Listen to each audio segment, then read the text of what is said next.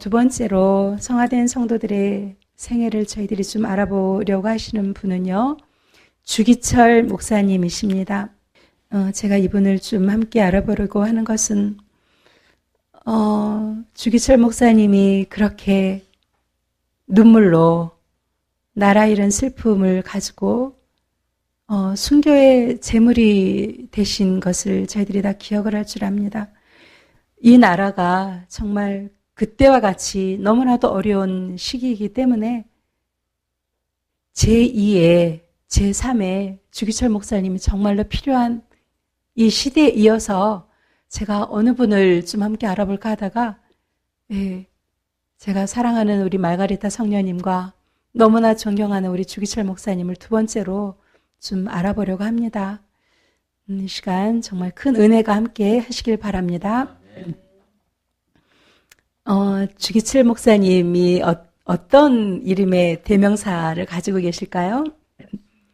예, 순교의 대명사이시죠. 예. 주기철 목사님은 1897년 11월 5일 경남 창원군 웅천에서 아버지 주연성 씨, 어머니 조재선 씨 사이에 사남으로 태어났습니다. 근데 형과 누나는 배다른 형제예요. 네. 그리고 어렸을 때 이름은 기복이, 주기복. 아버지는 손수 천자문을 가르치실 정도로 글을 많이 알고 계셨는데요. 사람이 사람답게 살려면 글을 알아야 된다. 그런데 이 짐승 같은 껍질을 벗기 위해서 글을 알 뿐만이 아니라 글을 알면 또 교만해지기 때문에 남을 위해서 몸과 마음을 많이 써야 된다. 늘 이런 말씀을 해주셨어요. 1910년 개통 이 보통학교를 마치고 고등부 특과에서 공부를 했는데요. 이 주기철 목사님은 어렸을 때 몸이 너무 약했어요. 늘. 그런데 머리는 얼마나 뛰어난지 늘 1등을 수석을 놓치지 않는 거예요. 그래서 신동이라는 이름까지 있었는데요. 1910년 한일합방의 해로서 일본의 어두운 그림자가 이 조선을 덮쳐오는 해였죠. 사람들은 모여서 정말 통한의 눈물을 흘리고 이 조정의 무능함, 이것 때문에 아주 너무나 고통을 당하고 참 어려움을 많이 겪는 시간들이었죠. 이런 모습을 보면서 이 어린 주기철 이 목사님은요, 나라와 민족이 도대체 무엇일까 깊이 생각을 했습니다. 그런데 어느 날 춘원 이광수 선생님, 이분이 이 개통학교에 찾아오신 거예요. 강연을 했어요. 그러면서 뭐라고 하냐면, 나라는 비록 일본에게 짓밟혔지만 여러분에겐 배움의 길이 열려 있습니다.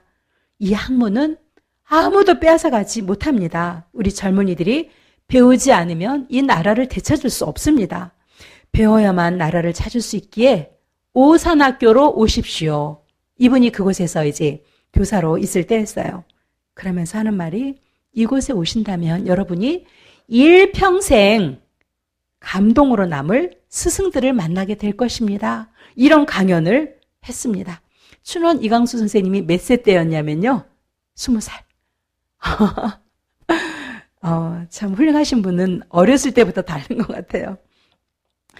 이분의 이 뜨거운 강연으로 막 가서 배우자, 막 이런 마음을 가지고 많은 학생들이 가게 되었습니다. 근데 오산학교는요, 평안북도 정주에 있었어요. 그리고 이분이 사는 곳이 어디라고 그랬죠? 경남, 창원, 웅천. 이곳에서는요, 이천리길인 거예요. 근데 주목사님 그 식구들은 다 반대를 했어요. 특히 어머니는 하나밖에 없는 혈육인 거예요. 이 목사님이. 그래서 너무나 이 목사님도 섭섭했죠. 그런데 혈육의 탯줄을 끊고 고향 웅천을 떠났다. 주목사님 일대기에는 이렇게 기록을 하고 있습니다. 그리고 이름을 바꿉니다. 이때 기복에서 기철로. 오산학교 설립자는 남강 이승원 선생님이세요. 주목사님이 입학할 때 이분은요, 이 배고인 사건에 걸려서 이제 감옥에 들어가 계셨습니다. 그래서 그 조만식 선생님이 이제 교장 선생님으로 계셨는데요. 이 백오인 사건을 아시는 분들도 계시죠. 부산 안창호 선생님이 미국에서 돌아와서 이 독립운동 단체를 조직을 했어요. 그랬는데 이 단체 이름이 신민회인데요. 신민회가 더 뿌리 뽑지 못하도록 일본의 이 데라우치 이 암살을 배후에서 조정했다 이런 소문을 내면서 뒤집어 씌워가지고요. 신민회원들과 또 평안북도 이 지역에 믿는 사람들 600명을 다 감옥에 집어넣습니다. 구금하고 고문하고 이 사건이 105인 사건이에요. 일본이 이때는요, 정말 우리나라 사람들을 얼마나 짓밟고 죽이고 이렇게 전국을 짓밟아도 우리나라는 어떠한 대항도 하고 있지 못한 때였습니다. 이 조국의 암울한 시기 속에서 배움이 너무나 중요하구나 생각하고 주기철 목사님은 오산학교에 들어가서 공부를 하게 됩니다. 오산학교를 설립한 이승훈 선생님이 전도하신 분이 유영모 선생님이세요. 이분의 영성이 얼마나 대단한지 수업을 시작하기 전에 기도를 합니다. 그리고 교과서에도 없는 성경을 막 가르쳐요. 그러니까 아이들이 막 변화가 이렇게 되기 시작하는 거예요. 그래서 이 오산학교는요, 학교의 근본을 예수님 정신, 기독교 정신을 두고 학생들을 가르치면서 일반 학교인데도 먼저 그의 나라와 그의 의를 구하자. 민족도 중요하고 가정도 중요하지만 먼저는 그의 나라와 그의 의를 여러분이 구해야 합니다. 이러면서 오직 예수님 한 분만을 추구했던 분이 바로 이 유영모 선생님이셨어요. 이분은 편안한 의자에 앉지도 않고요. 몇 시간씩 묵상을 하는 거예요. 몇 시간씩 기도하는 거예요. 이렇게 수도사의 모습으로 살아가는 것을 보고 학생들이 저절로 이 경건의 모습을 이렇게 젖어 들어가게 되었습니다. 오산학교 이 주목사님의 3학년 때 이승훈 선생님이 이제 추록을 하셔서 학교를 나오셨는데요. 이분은 제일 먼저 어디를 가시냐면요. 화장실 가셔요. 화장실 청소. 그리고 어려운 일은 앞장서서 하시고 참 이게 본이 되신 분이세요. 그리고 또 조만식 교장 선생님 계시죠? 이강수 선생님 계시죠? 이분들이 계셔서 참 이 학교 분위기가 아주 경건하게 갔습니다. 주 목사님은요. 1916년에 졸업하셨는데 여기서도 정말 우수한 성적으로 졸업을 하십니다. 그리고 이승훈 선생님의 권유로 연희 상과, 지금으로 얘기하면 연세대학이에요. 글이 이제 들어가게 됐어요. 그런데 그 연희학교에서 공부를 하시는데 어렸을 때 앓았던 병이 있었어요. 안질. 얼마나 이게 심하게 아프셨는지 이게 도져버린 거예요. 책을 볼 수가 없어요. 그리고 가정에 문제가 또 있다고 해서 고향으로 돌아와서 한동안 있었습니다. 근데 눈병은 이제 해결이 되어서 가고 가정 문제도 거의 이제 해결이 되어 가는데 이제부터 마음이 공허해지는 거예요.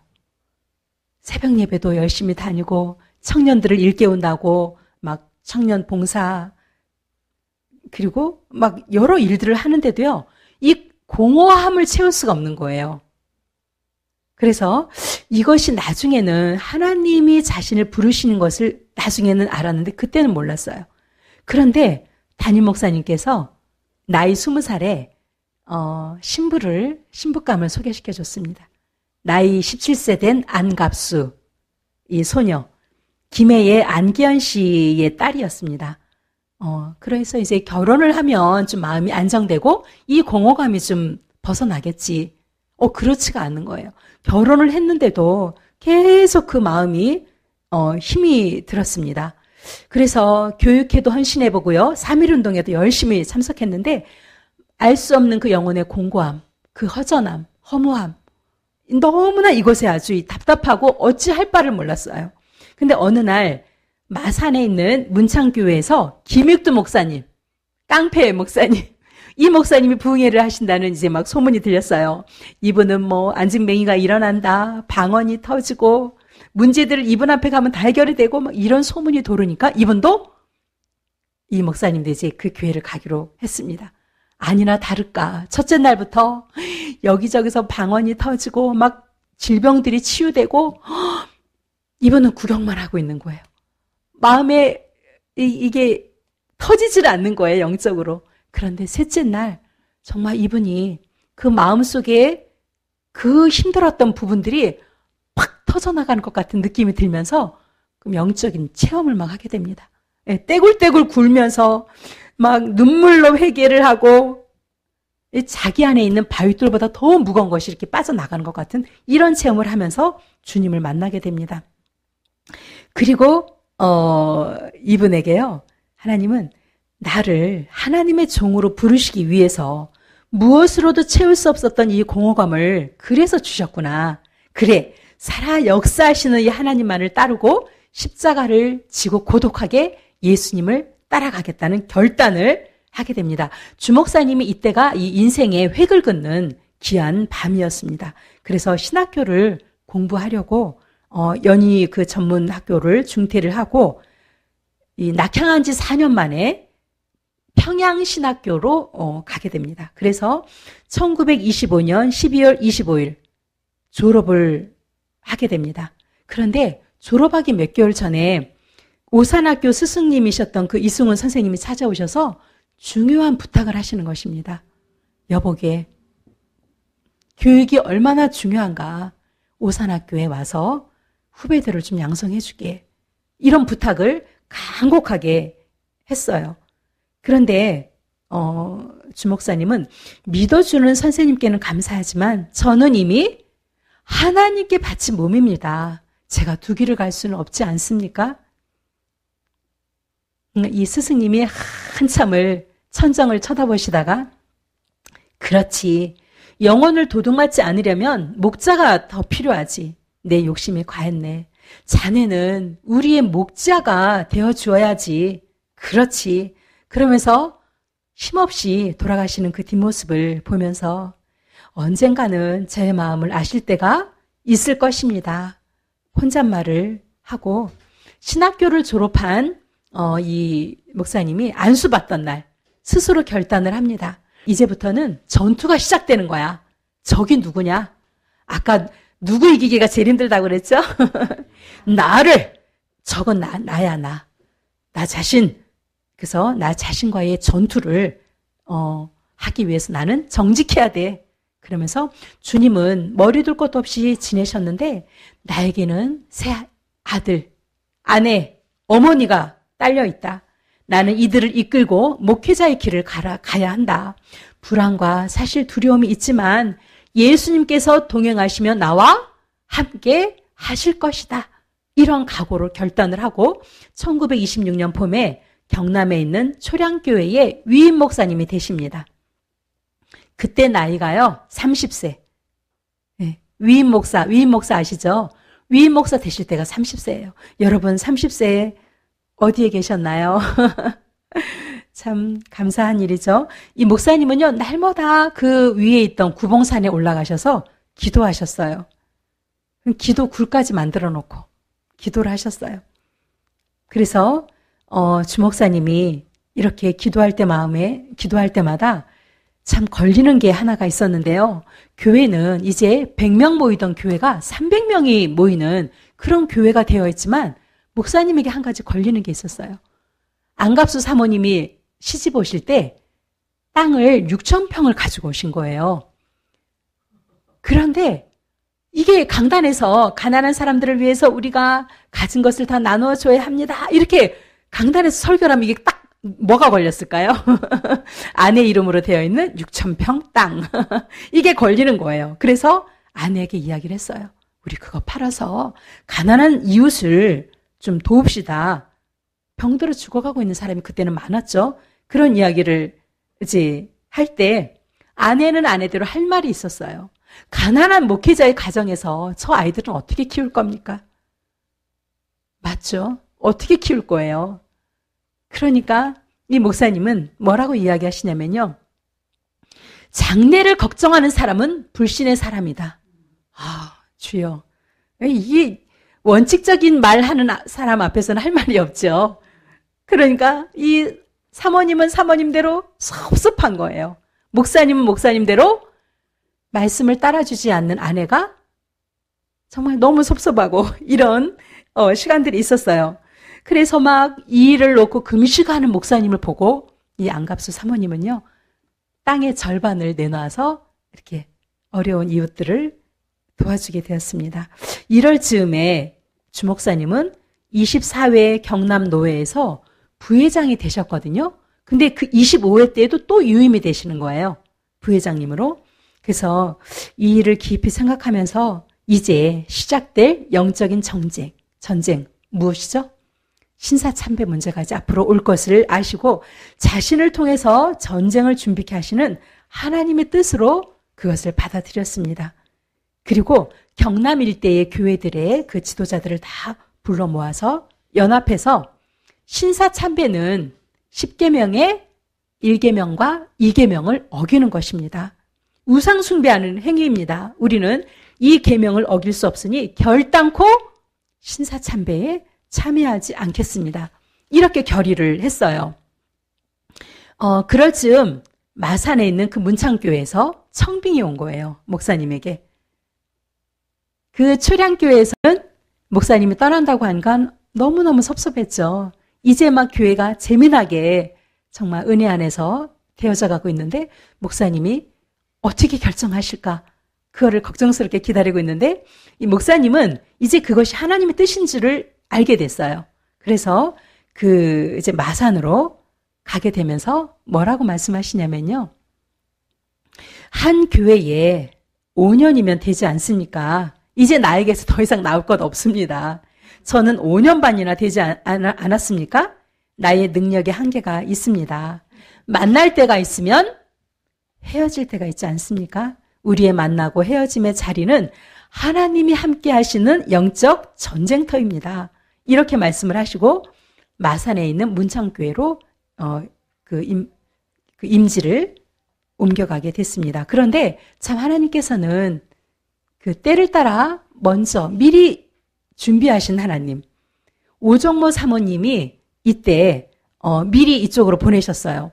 오정모 사모님은요, 평양에 있는 이 정의여고를 졸업했는데요, 일본에 유학을 가려고 했어요. 그래서 부산에서 이제 출발을 하려고 준비를 하는데 병이 나버린 거예요. 그래서 그 초량교회에서 이제 신앙생활을 하면서 그 주목사님과 그 만남을 갖게 됐죠. 그랬는데 마산에 있는 의신학교에서 이 오정모 사모님을 초빙한 거예요. 교사로. 그래서 마산에 가서 의신학교 교사로 교사 일을 하면서 교회는 마산에 있는 문창교회, 이 교회로 교회 신앙생활을 하고 있었습니다.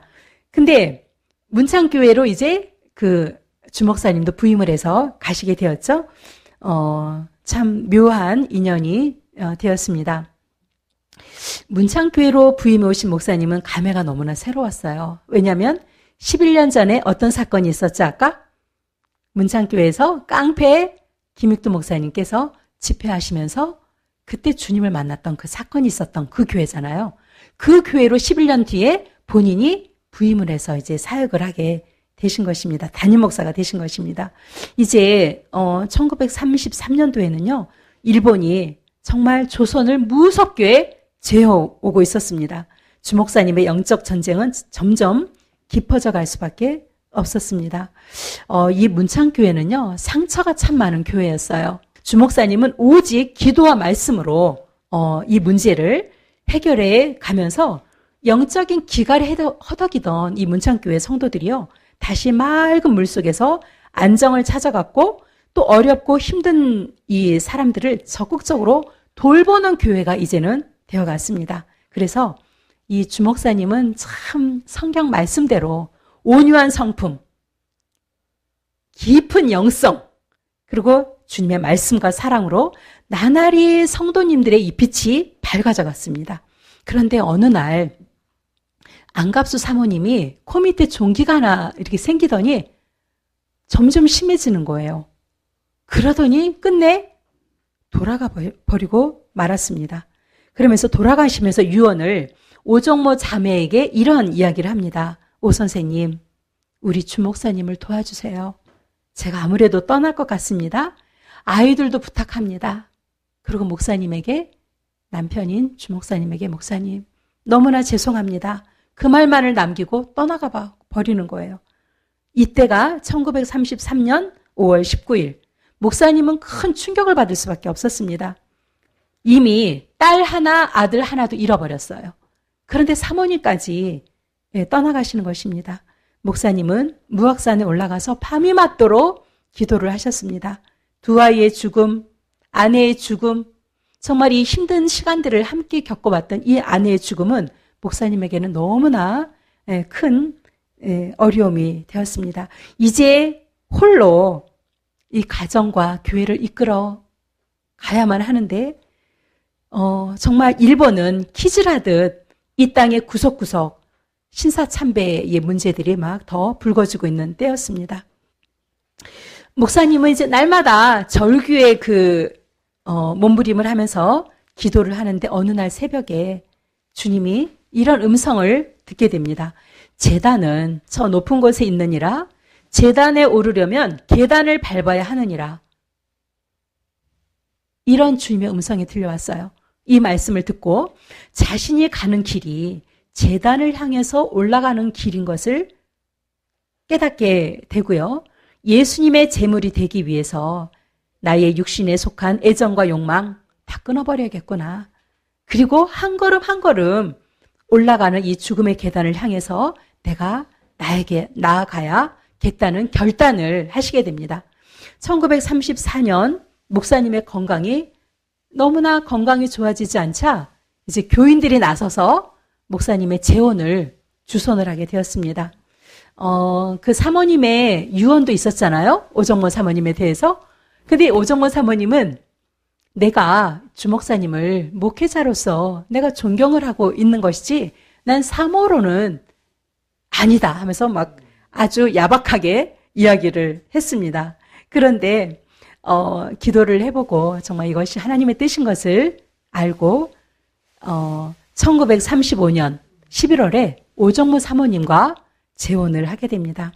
결혼하기 전에 이제 주목사님은 이 오 사모님에게 이러한 자신의 마음을 밝힙니다.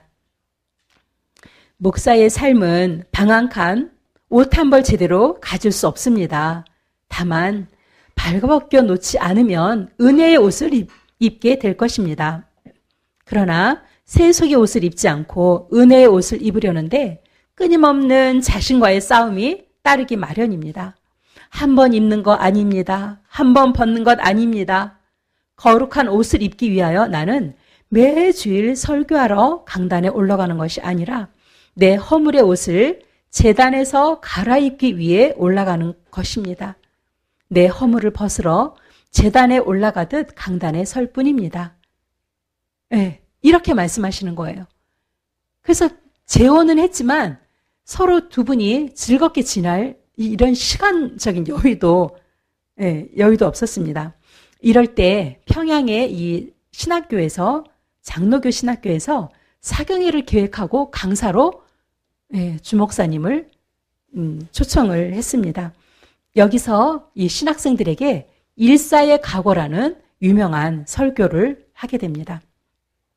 첫 번째, 신앙인으로 살아가기로 결단을 신학생들 했다면 일사의 각오가 필요합니다.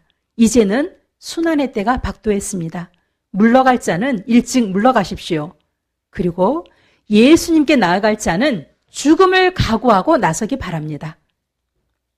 두 번째 일사각오. 이웃을 위한 일사각오를 부탁합니다. 이웃은 단순한 이웃이 아닙니다. 예수님이 십자가에서 피를 흘려주신 이웃이기에 내가 나의 생명을 나눠야 할 이유가 성립이 됩니다. 그러므로 우리는 이웃을 위한 일사각오가 있어야만 합니다. 세 번째, 예수님의 부활에 대한 일사각오입니다. 신앙인이 죽으면 반드시 부활에 이르게 됩니다. 부활의 약속이 있기 때문에 우리는 일사각오가 가능한 것입니다. 그러기에 우리도 부활의 이 복음을 피로 지키고 생명을 걸어 전해야만 합니다. 이 일사각오라고 하는 이 설교를 했습니다. 이 목사님은 바쁜 와중에도 또 일본에 이 부흥회를 또 다녀오셨어요. 근데 그 사이 평양의 산정현교회에서 담임 목사님으로 우리 주 목사님을 초빙한다는 편지가 날아왔습니다. 목사님은 또 이 편지를 들고 어디 가셨을까요? 또 산으로 올라가셨습니다. 그러고 기도를 정말 열심히 하시면서 깊은 기도 끝에 깨달아진 것이 있는데요. 이제 영적 전투가 본격적으로 시작되는 것이기에 자신을 평양으로 보내는 것이라는 것을 깨닫고 결단을 합니다. 그리고 1936년 7월 평양 산정현교회로 옮겨가셨습니다. 이때 주목사님의 연세가 40세, 40살에 산정현교회로 가셨습니다. 산정현교회는 아주 잔치 분위기인 거예요. 이 주목사님 모셨다고. 근데 주목사님은 정말 인간적인 이 환영을 원하지 않았고요. 영적 전투를 할 결심을 부임하자마자 하셨습니다. 근데 일본도요, 주목사님의 이 산정현교회 부임에 맞춰서 결정한 것들이 있는데요. 이게 뭐냐면요. 악명을 떨치고 있던 육군 대장 출신 미나미치로 이분을요, 조선 총독부로 보냅니다. 이러한 사실들을 보면서 이제 이 목사님은 사모님께 이런 이야기를 합니다. 주님께서 나 같은 자를 왜 이렇게 전쟁 한가운데인 이 교회로 보내셨겠소? 교인들이나 적당히 구슬이고 성도 숫자나 늘리고 사람 좋다는 소리 나는 듣고 싶지 않소. 나는 오직 성도님들이 성령 충만을 받도록 오로지 그 한 길만을 달려갈 것이요. 그렇게 말씀을 했습니다. 그리고 재직회를 이제 불러 모아서 자신의 분명한 뜻을 밝혔습니다. 저 같은 사람을 산정현교회로 부르신 뜻은 다만 한 가지. 주님의 뜻을 지키라는 것을 제가 알았습니다. 이제 미나미 총독이 신사참배를 요구할 것입니다. 감언이설, 강제 위협, 갖가지 다 동원할 것입니다. 그러나 여러분, 신사참배가 총칼이 아니니까 이거 별것 아니라고 생각하지 마십시오. 이것은 생명을 잃느냐 지키느냐 둘 중에 한 가지를 선택하게 되는 절대절명의 사건일 것입니다. 우리 산정현교회 이 사명은 이 땅의 교회들을 지키는 파수꾼이 되어주어야 합니다. 그러면서 신사참배를 대항하는 이 말씀 세 가지를 합니다. 뭐냐면요. 첫째, 신사참배는 10계명의 1계명과 2계명을 잃어버리는 것입니다. 두 번째, 신사참배하는 신자는 지위와 신분을 막론하고 공개 제명 출교시켜버리겠습니다. 또 신사참배 거부로 인해서 발생하는 모든 책임은 목사인 제가 다 책임을 지겠습니다. 예, 이렇게 말씀을 하자 재직들도 각오를 새롭게 했습니다. 이 미나미 총독이요, 조선의 총독으로 부임하면서 각오를 한 것이 있어요. 뭐냐면 조선을 무릎 꿇리겠다.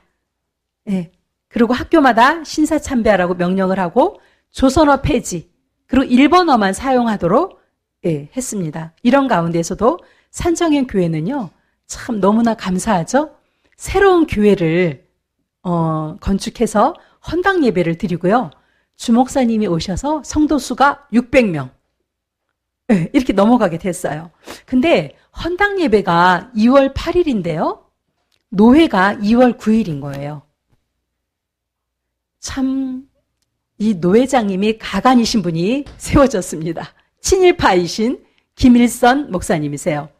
그러니까는 여기에 막 그 대항을 해서 신학생들이 난동을 부린 사건이 있는데요. 2월 8일 헌당 예배 드리기 바로 전에 주목사님을 체포해 가버렸습니다.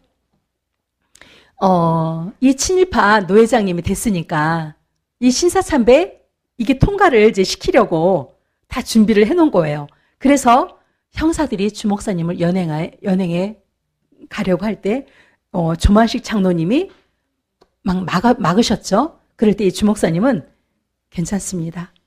이제부터 시작입니다. 헌당 예배에 방해받는 것이 당연하지 않습니까? 이번 일로 산정현교회가 얼마나 하나님의 큰 사랑을 받는지 우리가 확인한 사건인 것으로 보면 맞겠습니다. 염려 마시고 예배를 잘 드리고 계십시오.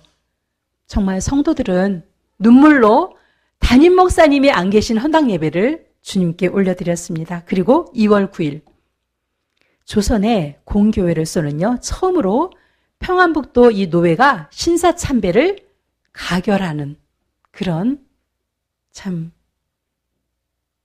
어려운 그 날이 되었습니다. 그래서 이것을 성사시키려고 주목사님을 체포해가 버린 것입니다.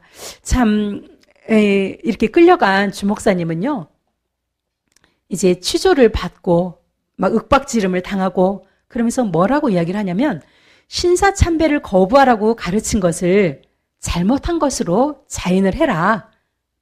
주목사님 말씀하십니다. 나는 목사이다. 여호와 하나님을 유일신으로 믿는 자들과 함께 살아가는 자이고 말씀을 가르치는 사람이다. 당신네 나라의 신을 이 조선 사람에게 강요한 것이 그것이 잘못된 것이 아니냐. 신사참배를 하지 말라는 것은 나의 가르침이 아니라 예수님의 가르침이니 그것을 알거나 치조를 하시오. 아니, 지금 나를 가르치려는 것이냐? 형사는 주목사님 뺨을 치고요. 이 고문을 그렇게 했습니다. 그 순간 이 목사님은 눈을 감아버리면서 여기까지 인도해 주신 주님께서 이 순간도 동행해 주실 것을 믿고 감사 기도를 주님께 드리면서 이 마음이 흔들리지 않으셨습니다. 이 목사님은 4주 만에 풀려나셨고요. 성도들이 반가워하는 그 손을 뿌리치고 먼저 교회로 가셔서 이렇게 기도를 합니다. 주님, 이렇게 아름답게 헌당 예배를 받아주심에 감사를 드립니다. 저 같은 자를 제물로 받으셨으니 조선교회를 지켜주십시오. 조선의 교회가 더 이상 범죄하지 않도록 제단을 지켜주십시오. 이렇게 강단에서 목사님 기도하시고 성도들은 또 자리에서 교회 바닥을 적시면서 기도를 했습니다. 그래서 이 석방된 날 주목사님이 너무 기뻐하셨다고 그래요. 그런데 참 이 들려오는 소식은 비극적인 소식이 나날이 더 많이 늘어나고 있었습니다. 이 교회들, 노회들이 계속해서 신사참배를 그냥 그 나라의 어떤 의식이다라고 하면서 다 통과를 계속 하면서 조선교회가 급속하게 무너져 가고 있었습니다. 전국에 24개의 노회가 있었는데요. 거의 다가 이제 이게 합의를 하는 것입니다. 그래서 드디어 평양신학교도 문을 닫아버리게 되었습니다. 참 이 신학교가 문을 닫는 것을 보고 주목사님이 대성 통곡을 하시면서 내 주 예수님의 이름이 땅에 떨어지는구나.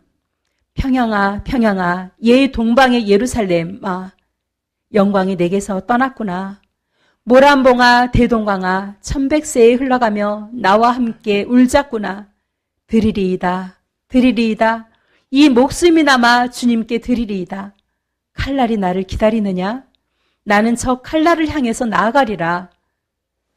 이렇게 눈물로 통곡하면서 기도를 하셨습니다. 이제 주목사님은 정말 처절한 고난의 행군이 시작이 되었고 무너져가는 이 조선교회가 십자가를 지고 이 좁은 길로 들어선 것입니다.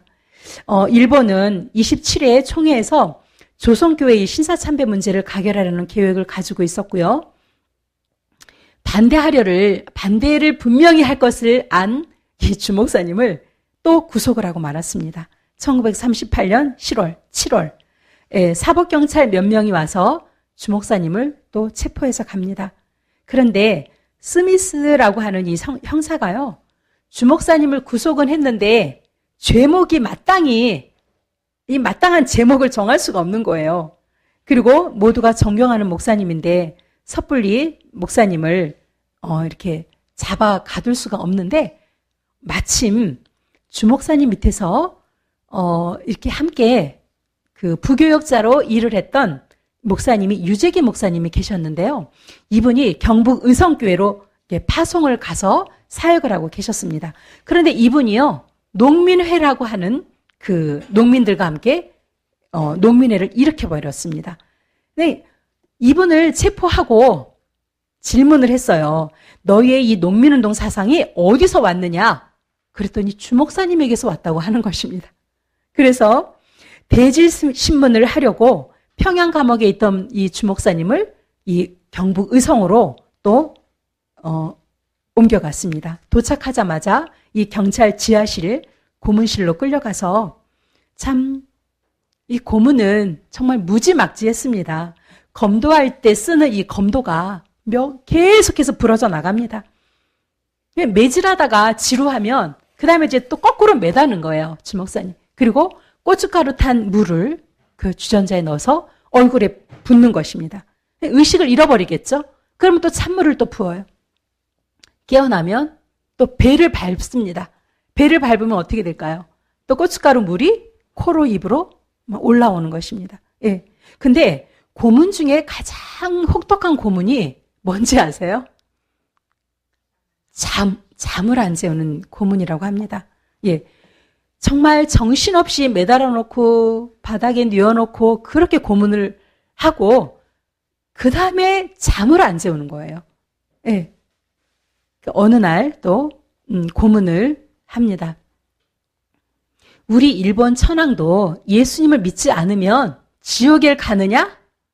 주목사님에게 이렇게 질문을 합니다. 그러니까 주목사님이 정확하게 대답하셨어요. 아무리 일본 천황이라도 예수님 안 믿으면 지옥 갑니다. 뭐가 어쩌고 어찌? 이제 더 강도가 세졌어요, 고문이. 예, 벤치라고 그러죠? 이 손톱을 다 뽑아요. 그 다음에 대나무를 얇게 깎아서 손톱 밑에 그 대나무로 찌르기. 이런 거. 얼마나 고통이 심했을까요? 예, 그래도 신사참배를 안자 이제 사모님을 불러왔어요. 면회를 시켜주는 거예요. 혹시라도 사모님을 통해서 어떻게 마음을 좀 돌려놔 볼 수 있을까? 예. 참, 이 사모님이 이 주목사님을 보고 얼마나 마음이 힘들었을까요? 주목사님을 본 이 오사모님은 오셔서 앞에 계신 그 목사님 앞에 큰 절을 먼저 하고 질문을 합니다. 목사님, 승리하셨지요? 장하십니다. 목사님이 쓰러지시면 조선교회가 무너집니다. 반드시 목사님은 승리하셔야 합니다. 이렇게 말씀을 하셨어요. 이제 의성 그 경찰서에서는 사모님을 좀 데려오면 어떻게 좀 마음을 돌려볼까 했는데 오히려 더 이렇게 더 심한 이야기를 하니까 이제 사모님을 또 사모님에게 발로 차고 어려움을 또 줬습니다. 그런 세월을 지나서 의성 그 경찰서에서 농우회 사건이 혐의 없음이 나온 거예요. 그래서 주목사님을 그때 이제 풀어주게 되었습니다. 그날이 2월 5일이었고요. 주일 아침이었어요. 평양 아침에 수많은 성도들이 마중을 나와서 먼저 교회 가서 기도를 하고 모두가 흐느끼면서 울면서 예배를 드리게 되었습니다.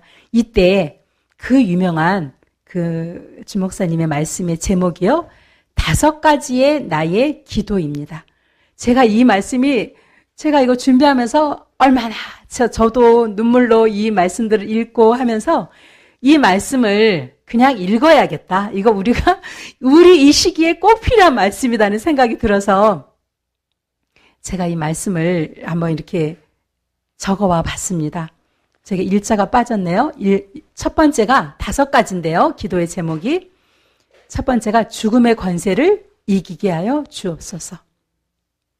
나는 바야흐로 죽음에 직면하고 있습니다. 내 목숨을 빼앗으려는 검은 손은 시시각각으로 내 가까이에 뻗어오고 있습니다. 죽음에 직면한 나는 사망의 권세를 이기게 하여 주옵소서 하고 기도하지 않을 수 없습니다.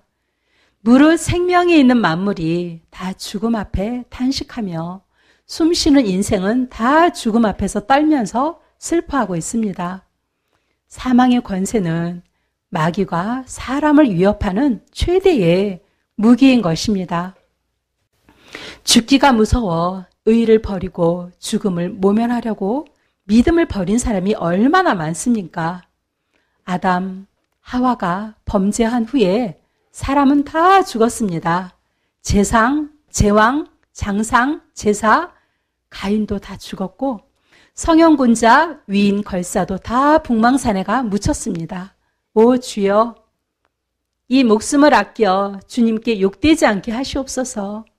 이 몸이 부서져 가루가 된다 하여도 주님의 계명을 지키게 하옵소서. 주님은 나를 위하여 십자가에 달리셨습니다. 머리에 가시관 쓰시고 두 손과 두 발에는 쇠못이 박혔습니다. 최후의 피 한 방울까지 다 쏟으셨습니다. 주님, 나 위하여 죽으셨거늘 내 어찌 죽음을 무서워하겠습니까? 다만 일사각오가 있을 뿐이올시다. 십자가에 죽으시고 무덤 속에서 3일 만에 부활하신 주님, 사망의 권세를 이기신 예수여, 나도 부활을 믿고 사망 권세를 내 발 아래 밟게 하시옵소서. 사망아, 내 쏘는 것이 어디 있느냐? 나는 부활하신 예수님을 믿고 나도 부활하리라. 아멘, 할렐루야. 그리스도의 사람은 살아도 그리스도인답게 살고 죽어도 그리스도인답게 죽어야 합니다. 죽음이 무서워 예수님을 저버리지 마십시오. 풀의 꽃과 같이 시들어 떨어지는 목숨을 아끼다가 지옥에 떨어지면 그 한이 두렵습니까? 한 번 죽어 주님 향한 정절을 지키려 합니다. 주님을 따라, 나의 주님을 따라서 가는 죽음은 나의 소원입니다. 다만 나에게는 일사각오가 있을 뿐입니다. 소나무는 죽기 전에 찍어야 푸르르고 백합도 시들기 전에 떨어져야 향기롭습니다. 이 몸도 시들기 전 주님 제단의 제물이 되겠습니다. 두 번째, 장기간 고난을 견디게 하여 주옵소서. 단번에 받는 고난은 이길 수 있으나 오래오래 끄는 장기간의 고난은 참기 어렵습니다. 칼로 베고 불로 지지는 형벌이라도 단번에 죽어진다면 그래도 이길 수 있으나 한 달, 두 달, 1년, 10년 계속하는 고난은 견디기 어렵습니다. 그것도 절대 면할 수 없는 형벌이라면 할 수 없이 당하지만 한 걸음만 양보하면 그 무서운 고통을 면하고 도리어 상 준다는데 많은 사람들이 넘어갑니다. 그러기에 예수님께서 끝까지 참는 사람은 구원을 얻으리라고 신신 부탁하셨습니다. 주님도 십자가를 직면하사 그 받으실 고난을 인하여 겟세마네 동산에서 피땀 흘려 기도하시고 십자가상에서 그 혹독한 고통을 이기셨습니다. 두 손과 두 발이 쇠못에 찢겨질 때 그 고통이 너무나 심해 엘리 엘리 라마 사박단이라고 부르짖었습니다. 그 고통의 소리를 우주도 감당하지 못하여 태양의 빛을 잃고 그 고통의 핏방울은 땅도 감당할 수 없어 지축이 흔들려 지진이 터졌던 것입니다. 내 주 예수님, 날 위하여 이렇게 고난을 참으셨는데 내 당하는 고난이야 그 무엇이겠습니까? 믿음의 주요 또 온전케 하신 이인 예수님을 바라보자. 저는 그 앞에 있는 즐거움을 위하여 십자가를 참으사 부끄러움을 개의치 아니하시더니 하나님 보좌 우편에 앉으셨느니라. 처음에는 우리가 십자가를 지지만 나중에는 주님의 십자가가 우리를 지어줍니다. 현재의 고난은 장차 우리에게 나타날 영광과 좋게 비교할 수 없도다. 아멘. 이제 받는 고난은 올해야 수년간이요. 장차 받을 영광은 천년만년 영원 무궁하며 예수님의 부활하신 몸과 같이 영생불사의 몸이 영원 영화의 몸입니다. 주님을 위하여 오는 십자가를 내가 이제 피하였다가 이 다음 주님이 너는 내가 준 유일한 유산인 고난의 십자가를 어찌하고 왔느냐고 물으시면 나는 무슨 말로 대답하랴. 세 번째, 노모와 처자를 주님께 부탁합니다. 자식을 아끼지 아니하는 부모가 어디 있겠습니까? 내 어머님이 나를 낳아 애지중지 키우고 가르치신 은혜 태산같이 높습니다. 어머님을 봉양하지 못하고 잡혀다니는 불효자의 신세, 어머님 생각이 더욱 간절합니다. 내 어머님은 나를 금지옥엽으로 길러주신 이 몸이 남의 발길에 채이고 매맞아 상할 때 어머님 가슴이 얼마나 아프실꼬. 어머님을 봉양한다고 하나님의 계명을 범할 수는 더욱 없습니다. 사랑하는 나의 어머니를 80이 넘어 늙으신 내 어머님을 자비하신 주님께 부탁합니다. 남편이 아내를 사랑하고 아내가 남편을 연모하는 것은 인지상정입니다. 병든 내 아내도 주님께 부탁하고 불초인의 몸은 주님의 자취, 주님의 눈물 자취를 따라가렵니다. 연약한 나를 붙들어 주옵소서. 세상에 제 자식을 돌보지 않는 자 어디 있으며 자기 아버지를 의지하지 않냐는 자식이 어디 있겠습니까? 나도 4명의 아들이 있어 어린 것도 있습니다. 아버지로서 자식을 키우고 가르칠 의무를 다하지 못하고 우는 어린 것을 뒤에 두고 잡혀다니는 마음 또한 애처롭기 한정이 없습니다. 아버지가 나라의 역적으로 잡혀 죽으면 그 자식들이 어디서 어떻게 살 수 있겠습니까? 연약한 제자들을 뒤에 두시고 골고다로 향하신 주님께 나의 자식을 부탁합니다. 나는 주님께서 맡기신 양떼 사랑하는 교우가 있습니다. 그런데 저들 내 양떼를 뒤에 두고 다시 돌아오지 못할 길을 떠나지 않을 수 없습니다. 험한 세대, 악한 세상의 이리떼 중에 내 양떼를 두고 떠나지 않으면 안 됩니다.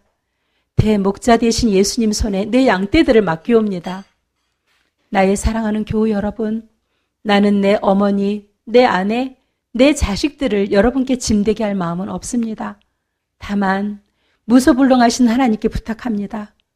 인간의 얽히고 얽힌 인정의 줄이 나를 얽매지 말라. 부모나 처자를 예수님보다 더 사랑하는 자는 우리 주님께 합당치 아니합니다. 의에 살고 의에 죽도록 하여 주옵소서. 사람이 이 세상에 태어나서 사람으로서 마땅히 행하여야 할 의가 있습니다. 나라의 시민이 되어서는 충절의 의가 있고 여자가 되어서는 정절의 의가 있고 그리스도인이 되어서는 그리스도인으로서 신앙 정조가 있습니다. 사드락 메삭 아벳느고는 신앙의 대의를 지키려 풀무불에도 뛰어들었고 다니엘은 이스라엘의 정신을 가슴에 품고 사자굴 속에도 들어갔습니다. 그런데 오늘 우리가 그리스도의 신부되어 주님 향한 정절을 변할 수 있겠습니까? 못합니다. 못합니다. 그리스도의 신부는 다른 신에게 정절을 되드리지 못합니다. 그리스도의 신부는 신사에 절하지 못합니다. 예수님의 이름으로 밥 얻어먹고 영광을 받다가 하나님의 계명이 깨어지고 예수님의 이름이 땅에 떨어지게 되는 오늘, 이 몸이 어찌 구구도생이 말이 됩니까? 아, 내 주 예수님의 이름이 땅에 떨어지는구나. 평양아, 평양아, 예의 동방의 내 예루살렘아, 영광이 내게서 떠났도다. 모란봉아 통곡하라. 대동강아 천백세에 흘러가며 나와 함께 울자. 여러분, 예수님은 살아계십니다. 예수님으로 죽고 예수님으로 살으십시다. 5번째는 내 영혼을 주님께 부탁합니다. 오 주님, 예수여, 내 영혼을 주님께 부탁합니다. 십자가를 붙잡고 쓰러질 때 내 영혼을 받으시옵소서. 옥중에서나 사형장에서나 내 목숨 끊어질 때 내 영혼을 받으시옵소서. 아버지의 집은 나의 집, 아버지의 나라는 나의 고향이로소이다. 더러운 땅을 밟던 내 발을 씻어서 나로 하여금 하늘나라 황금길을 걷게 하옵시고 죄악 세상에서 부대끼던 나를 깨끗게 하사 영광의 존전에 서게 하옵소서. 내 영혼을 주님께 부탁하나이다. 아멘. 모두 눈물 바다가 되었습니다. 이때에 주기철 목사님에게요, 목사직만 내려놓으면 신사참배에 강요하지 않겠다는 조건을 이렇게 내어놓았습니다. 주 목사님은 이렇게 남들과 이렇게 투쟁하는 것을 좋아하지 않는 온유한 성격이었기 때문에 참 목사직만 내려놓으면 이 말씀이 참 유혹이 되었을 것입니다. 그런데 이 한 가정의 한 교회의 목사가 아니라 한국교회의 목사인 것을 깊이 깨닫고 무너져가는 한국교회를 위하여 자기의 목숨을 제물로 바칠 수밖에는 딴 방법이 없다는 생각을 하게 됩니다. 의성 감옥에서 풀려난 지 6개월이 지나서 8월 5일 형사 6명이 또 목사님을 체포해 가셨습니다. 목사님은 어머니와 작별 인사를 하고 끌려갑니다. 아버지, 오직 주님만 바라보게 하소서. 제가 당하는 고문으로 이 2천만 백성이 신앙을 지킬 수만 있다면 저의 고문으로 제물 삼아주시고 이 백성이 매를 맞지 않을 수만 있다면 이 매를 저 혼자만 맞게 하옵소서. 이렇게 기도를 했습니다. 잠시 기도가 끝나고 형사들에게 의해서 끌려갈 때 뒤에서는 노모 이 어머니께서 기철아, 기철아, 내 아들 기철아. 노모의 그 울부짖는 그 소리에도 뒤 한번 돌아보지 않고 걸어갔습니다. 마치 벳세메스로 끌려가는 이 새끼를 두고 가는 그 어미 암소와 같이 그렇게 따라갔습니다. 주목사님이 연행돼서 지하실로 그 끌려가서 스미스라고 하는 형사에게 참 갖은 그 고문을 당했습니다. 그런데 참으로 신기한 것은 이 목사님께서 이렇게 고문을 당하시는데요. 입에서는 찬송이 흘러나오는 겁니다. 이 세상 험하고 나 비록 약하나 주 예수 힘주사 늘 이김 주시네. 주목사님이 고문당하실 때 산정현 교회의 성도들은 또 한마음으로 모여서 교회를 지켜달라고 신사참배를 거부하면서 그렇게 기도를 하고 있었습니다. 그런데 일본 경찰에서 나와서 산정현 교회 그 문 앞에는 큰 나무 2개로 십자가로 이렇게 그어지면서 그 문이 폐쇄되어 버렸습니다. 이제 산정현 교회는 들어갈 수가 없는 교회가 되어버렸습니다. 참 주기철 목사님 고문에는요 시간도 없고요 계절도 없었습니다. 이제 겨울이 되어서야 겨우 면회가 되었습니다. 그래서 이제 오사모님이 이제 면회를 오시면서 솜으로 된 옷을 가지고 오셨어요. 근데 참 비극적인 이야기를 하시는 겁니다. 이 사모님이 옷에 솜을 넣으면 안 됩니다.